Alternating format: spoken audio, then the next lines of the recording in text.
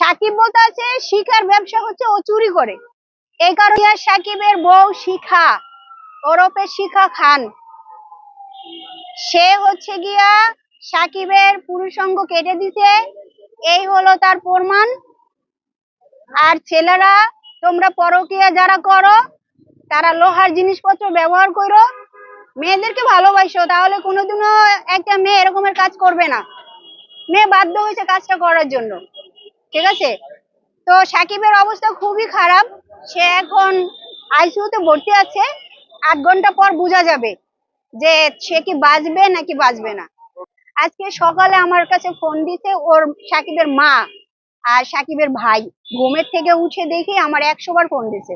পরে আমি বললাম যে ভাইয়া কি হয়েছে, তো বললো এমন এমন আমার ভাইয়ের পুরুষাঙ্গ কেটে দিছে। কাটছে শিখা, তারা তো জামাই বউ দুইজন একসাথে থাকে বাসায়, আর শিখার ছেলে মেয়ে যে আছে তারা নাকি আসছে বাড়িতে, ওই কথাটা আর কি আমাকে বললো। এখন এখানে আমি পরে আসলাম, ঘটনাস্থলে আসলাম, খুব কান্নাকাটি করছে, যতটুকু পারছি তাদেরকে সহযোগিতা করছি। এসে ওই যে সাকিবকে অপারেশনের জন্য নিয়ে গেছে, ডাক্তার বলছে 8 ঘন্টা সময় লাগবে, হয়তো এটা ঠিক হতেও পারে। আর যেই পুলিশ অফিসার নিয়ে আসছে ওনার সাথে আমি কথা বললাম, উনি আমাকে ভিডিওগুলো দেখাইলো, সব দেখাইছে, ঘটনা সত্য আর সবই সত্য। এখন আল্লাহ জানে, অপারেশন হওয়ার পরে বোঝা যাবে। এই যে আলোতে সবই দিলাম। এই এই এই হচ্ছে তো সাকিব, মানে এই হচ্ছে তার মানে অঙ্গটা, তারপর হচ্ছে এই যে রক্তগুলো, এই যে তারপরে হচ্ছে এই হচ্ছে শিখা। এখন কি করা উচিত? এখন কি করা উচিত? সাকিবের জীবন বরবাদ, এখন কি করা উচিত? সাকিব, যদি আমি একজন মেয়ে হয়ে বলবো, যখন একজন বিবাহিত পুরুষ হয়ে অন্য নারীর প্রতি আসক্ত হয় তখন এটা পারফেক্ট আছে। আর যদি কোনো পুরুষের জন্য তো এটা বললাম যে ঠিক আছে। আর যেই মেয়েরা হচ্ছে গিয়া পরকীয়ার সাথে লিপ্ত হও, সেই মেয়েদেরকে বলবো, ওই ছেলেরা হচ্ছে গিয়া তোমরা ভাই লোহার জিনিস ব্যবহার করো, কারণ মেয়েরা কিন্তু ডিজিটাল যুগে চলে আসছে, আগের দিন নাই, চোখে দেখা দেখি ওই প্রেম নাই, ভালোবাসা নাই, এখন সব হচ্ছে বাস্তব। তুমি খাওয়াইতে পারবা, পড়াইতে পারবা তো ঠিক আছে, দিতে পারবা না ভালো না, ঠিক আছে? না, লোহার কাপড় চোপড় বানায় পরবে, কারণ তোমরা পরকীয়াও করবা, আবার তোমরা ভালো কাপড় পরেও থাকবা, সেটা কি হয়? হ্যাঁ,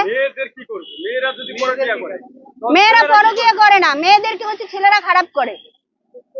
আর মেয়ে তোমাদেরকেও বলি একটা কথা, তোমরা কারো সংসার ভাঙো না, কারণ সংসার ভাঙলে আজকে শিখার যে অবস্থা হয়েছে, শিখা দেখো কি কি করছে, তার মেয়ের জীবন নষ্ট করছে, তার জীবন নষ্ট করছে। দুনিয়া সাকিবকে আমি চিনি প্রায় 4 বছর হয়েছে, 4 বছর আগে থেকে চিনি। ও হচ্ছে কাজের জন্য আমার কাছে আসছিল, এক বড় ভাই আমার সাথে পরিচয় করাই দিছিল। সে খুব মানে কাজ ভক্ত একটা মানুষ, তো সব সময় নিয়মিত আমাকে ফোন দিত, আসা যাওয়া করতো, কিছু কাজ আমি করাইছি তাকে দিয়া। তারপর যখন আমার নারী শক্তি সিনেমাটা রিলিজ হয়েছে, তখন আপনারা দেখছিলেন যে সাকিব আর মামুন ছিল আমার সাথে, ওদেরকে নিয়ে আমি চাইছিলাম সিনেমা বানানোর জন্য, তখন থেকে আমি ওকে চিনি।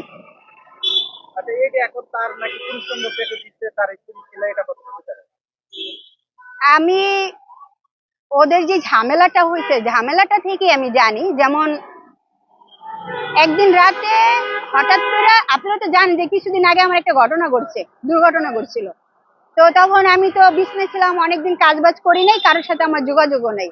হঠাৎ একদিন রাতে ফোন দিচ্ছে, আমার ফোন দিয়ে বললো যে আপু আমার না একটা বিপদ হয়েছে। আমি বললাম কি বিপদ? কয় একটা মেয়ের সাথে আমার ঝামেলা হয়েছে, এখন আমারে মামলা দিচ্ছে, এখন আমারে মেরে ফেলবে। আমি বলছি ঠিক আছে, তুমি তাহলে থানায় যাও, থানায় গিয়ে তুমি সহযোগিতা নাও।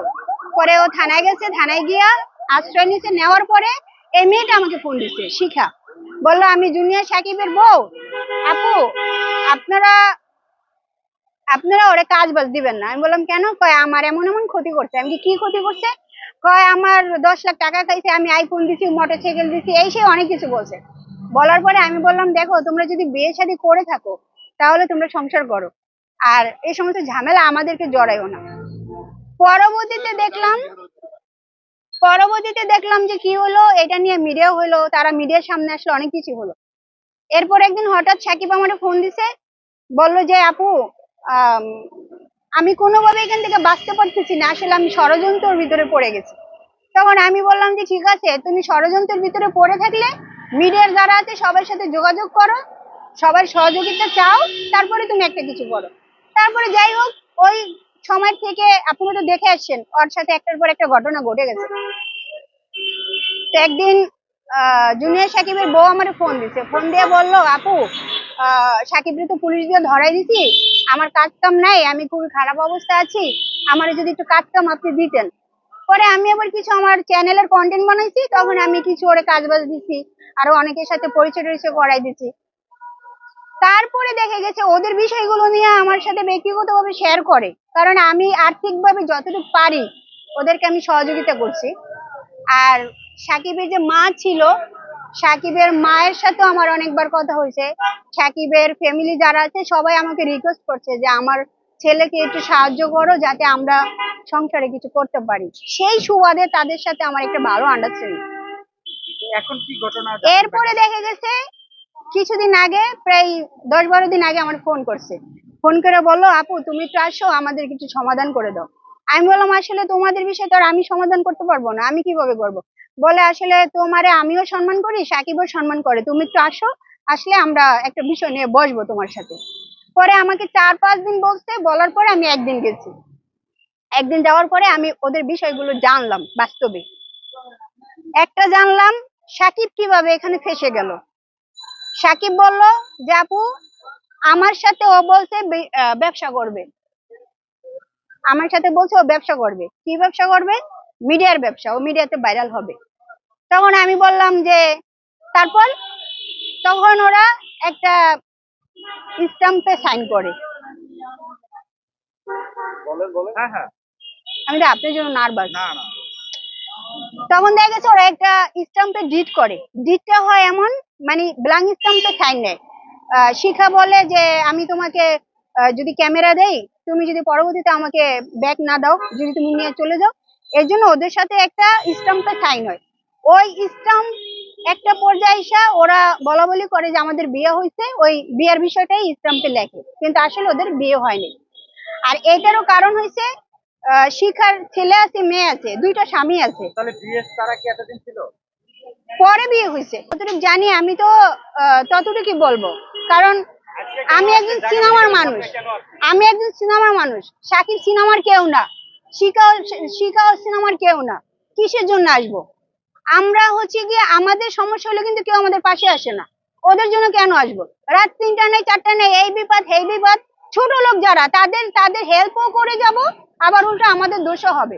কথাটা এই কারণে বলছি, তারা সব সময় আমার থেকে হেল্প চাইতো বিদায়, কিন্তু আমি তাদেরকে গিয়ে হেল্প করলাম। তখন জানলাম যে আসলে সাকিব বলতে আছে শিখার ব্যবসা হচ্ছে ও চুরি করে, এই কারণে ওদের সাথে থাকতে পারবে না। শিখার যে ছেলে মেয়ে আছে চুরি করে, ওর যে ছেলে মেয়ে আছে এরা সবাই মিলে চুরি করে।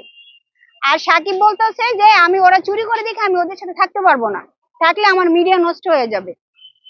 আর শিখা বলতেছে যে তুমি যদি আমাকে ছেড়ে যাও, এতদিন থেকে যত টাকা খরচ হয়েছে আমার এই টাকা দিতে হবে, আর না তো আমি যা বলবো তোমার তা শুনতে হবে।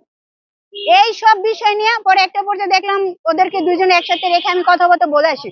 পরশুদিন আমার সাথে যে কথাটা হয়েছে, শিখে আমাকে ফোন দিয়ে বললো ইমরান আসছে, তো এখানেও কিছু মেয়ের সাথে কথা বলতেছে, আরেকটা মেয়ের সাথে ওই যে বিয়ে হয়েছিল কিনা ওই মেয়ের সাথে কথা বলতে, এই কারণে আপু গ্যাঞ্জাম হইতেছে। আর শিখার অনেক মারধর করছে, সাকিব শিখাকে অনেক মারধর করতো, এটা আমার নিজের চোখের সামনে আমি দেখছি। তো তাদের সাথে আসলে এই কারণেই কিন্তু এই গ্যাঞ্জামটা হয়ে গেছে। আজকে সকালে আমার ফোন আসছে,